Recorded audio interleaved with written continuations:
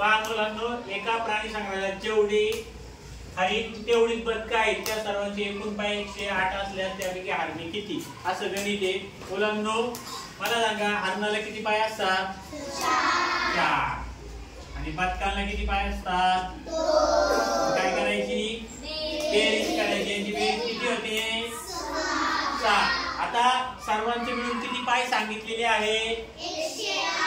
108 ला किती वागायचं?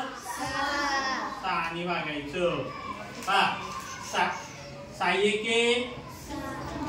6 किती आले वजाबाकी? 4. वरचा 8 खाली घ्यायचा. 8 खाली घ्यायचा. 48 होईल. 48 किती भागता येईल? 6 8 सॉरी 6 8 48 मधून 48 वजा झाले. किती आली बाकी? 0. म्हणजे भागाकार किती आला बरं? 18. तेवढी हरणं या प्राणी संग्रहालयामध्ये असतील. किती हरणं असतील? 18. जर तुम्ही पायांची संख्येचं काढलं तर हरणाला किती पाय असतात?